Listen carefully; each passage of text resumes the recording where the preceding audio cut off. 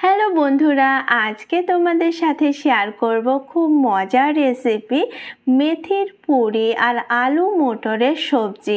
খুব সহজেই বানানো যায় এই কম্বো রেসিপি আর খেতে দারুণ লাগে।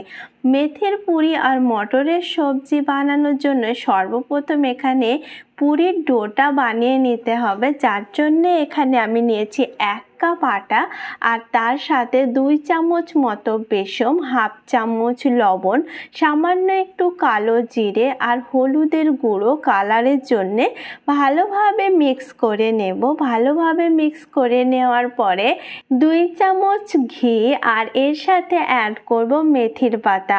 এখানে 1 কাপ মতো মেথির পাতা নিয়েছি, যেহেতু 1 কাপ আটার সঙ্গে এটা বানাবো। যতটা আটা সেই পরিমাণে মেথির পাতাটা নিলে খুব ভালো হবে। তো এখানে ভালোভাবে ঘিটার সাথে এটাকে মিক্স করে নিতে হবে। মিক্স করে নিয়ে এখানে একটা ডো বানাতে হবে। আর ডো বানানোর জন্য এখানে দিয়ে দিয়েছি জল, আর একটু একটু করে জল দিয়ে একটা সফট ডো বানিয়ে নিতে হবে। মেথির পুরি বানানো যায় বা মেথির পরোটাও বানানো যায়, তবে এইভাবে মশলা দিয়ে মেথির পুরিটা বানিয়ে একবার ট্রাই করো, দারুণ লাগবে। ভালোভাবে মেখে নিয়েছি। এখন এই ডোটা রেস্ট করার জন্য কিছুক্ষণ রেখে দেবো। সেক্ষেত্রে পুরিটা খুব সফট হবে এবং খুব সুন্দর ভালোভাবে ফুলবে। তাই যে কোনো পুরি বা পরোটা বানাতে হলে ডোটা আগে ভালোভাবে মেখে রেখে দিলে ভালো হয়। এখানে একটা প্যানে 2 চামচ মতো সর্ষের তেলে সামান্য একটু কালো জিরে, তেজপাতা, এলাচ আর শুকনো লঙ্কা দিয়ে হালকা একটু ভেজে নেব। হালকা একটু ফ্লেভারটা বেরিয়ে আসলে এখানে অ্যাড করব একটা মিডিয়াম সাইজের পেঁয়াজ, যেটা এভাবে কুচি করে কেটে নিয়েছি। আলু আর মটরের সবজিটা খুব সহজেই তাড়াতাড়ি এভাবে বানালে ইজিলি তৈরি হয়ে যাবে। পুরির ডোটা যতক্ষণে রেস্ট হবে ততক্ষণে এখানে আলু মটরের সবজিটাও তৈরি হয়ে যাবে, যার জন্য এখানে অ্যাড করেছি 1 চামচ আদা রসুন বাটা আর 1 চামচ মতো কাঁচা লঙ্কা। ভালোভাবে এটা এর সাথে হালকা ফ্রাই করে নিয়ে এখানে অ্যাড করব একটা মিডিয়াম সাইজের টমেটোটাকে পেস্ট করে নিয়েছি। টমেটোটাকে মশলার সাথে একবার ভালোভাবে ভেজে নিতে হবে, যাতে টমেটোর যে কাঁচা ফ্লেভার সেটা না থাকে। টমেটোটা হালকা ভেজে নেওয়া হয়ে গেলে এখানে অ্যাড করব 1 চামচ মতো লবণ, এর সাথে হাফ চামচ হলুদের গুঁড়ো, হাফ চামচ জিরের গুঁড়ো, 1 চামচ কাশ্মীরি লঙ্কার গুঁড়ো আর ভালোভাবে মিক্স করে নিতে হবে।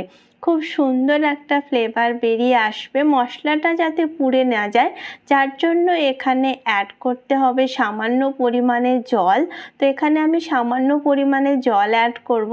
তার আগে এখানে অ্যাড করেছি 1 চামচ মতো ঘি দিলে খেতে দারুণ স্বাদ হবে, বা ঘির জায়গায় বাটারও দেওয়া যাবে। এখানে সামান্য একটু জল দিয়ে মশলাটাকে ভালোভাবে কষিয়ে নিয়েছি। মশলাটা কষিয়ে নিয়েছি। এখন এখানে অ্যাড করব মটর। এখানে হাফ কাপ মটর নিয়েছি আর মটরটাকে মশলার সাথে ভালোভাবে একটু ভুনে নিতে হবে। এখানে আমি সিদ্ধ আলু ইউজ করব, তাই আলুটা এখানে ভুনে নিচ্ছি না। যদি সিদ্ধ আলু ইউজ না করা হয় সেক্ষেত্রে মটরের সাথে আলুটাকেও অ্যাড করতে হবে। এখানে আমি দিয়ে দিয়েছি 1 কাপ জল আর এখন এটা ভালোভাবে মিক্স করে নিয়েছি। মটরটাকে সিদ্ধ করে নেওয়ার জন্য 10 মিনিট ধরে মিডিয়াম ফ্লেমে কুক করে নিতে হবে। এখানে আমি সিদ্ধ আলু ইউজ করব, তাই আলুটাকে পরে ইউজ করব।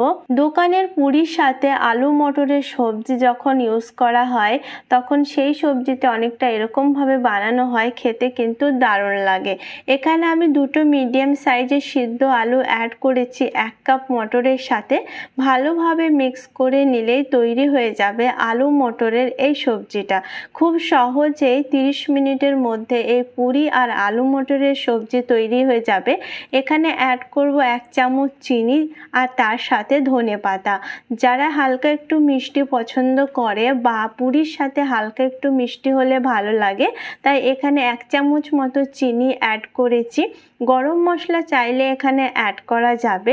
আলু মটরের সবজি এখন রেডি, সাইডে রেখে দেব। আর এখানে পুরি থেকে লিচি কেটে নিতে হবে।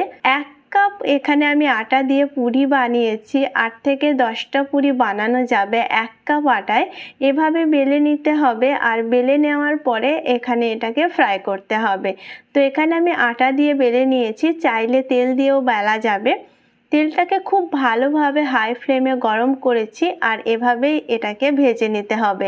হালকা একটু প্রেস করলে দেখবে ফুলে আসছে, খুব ফুলে ফুলে ফুলকো ফুলকো মেথির পুরি একদম তৈরি পারফেক্ট। গরম গরম এই মেথির পুরি আর আলু মটরের এই সবজি খুব সহজেই বানানো যায়, তাড়াতাড়ি বানিয়ে সার্ভ করা যায়। একবার হলো ট্রাই কিন্তু করাই যায়। দেখতে পাচ্ছ কতটা সুন্দর ফুলকো আর একবারে নরম সফট হয়েছে, মেথিতে ভরপুর।